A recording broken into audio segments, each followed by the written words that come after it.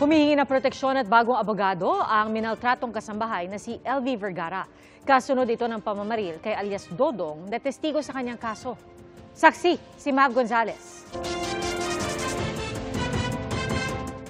Sa isinasagawang pagdinig ng Senado, kaugnay sa pagmamalupit umano sa kasambahay na si LV Vergara ng kanyang mga dating employer, kasama sa nakatakdang ipatawag bilang testigo si alias Dodong.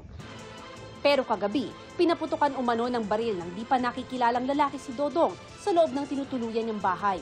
Pinadyakan daw yung pintuan habang siya is nanonood ng TV. So pinutukan siya, nakaiwas siya, tumalon siya doon sa nakatakas siya.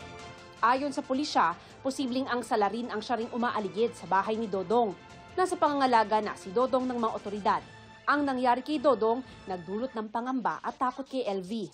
Salamat at nakaligtas ka sa lahat ng ginawa mo sa akin. Sana mag-iingat ka ulit dyan.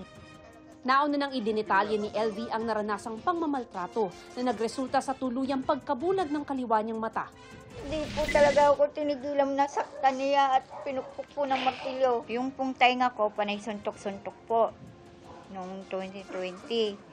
Tapos po nung pong mata ko, ganun din po, sununtok-suntok. Ang depensa ng mga dating amo ni LV, hidwaan sa pagitan ng mga tauhan at kasambahay nila ang sanhi ng mga sugat ni Vergara. Pinagharap ko po silang dalawa, bakit mukha ko sinuntok ang ate LV? Sabi niya po, paano ate, ginamit niya lahat ng gamit ko. Pag uwi ko dito, lahat ng damit ko ginawa niyang basahan. Pinapasok niya rin ako sa kwarto. Tinadyakan ko pa nga yan, pinasok ako sa kwarto. Hiling ngayon ni LV sa mga senador, proteksyon at bagong abogado. Dahil po ang sabi ng attorney ko, magbibitiw na daw po siya. Hinihiling ko kay Senador Tolentino at kay Jinggoy na bigyan ako ng bagong abogado. Sabi ni Tolentino, sinusubukan nilang ipasok si LV sa Witness Protection Program. Kay Manang LV ay meron tayong paikot-ikot na security. Meron pang isang testigo na aming nakuha na susubukan na rin namin protektahan. Para sa GMA Integrated News, Mav Gonzalez ang inyong saksi.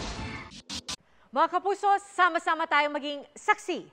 Mag-subscribe sa GMA Integrated News sa YouTube. Para sa mga kapuso abroad, samahan niyo kami sa GMA Pinoy TV at sa www.gmanews.tv.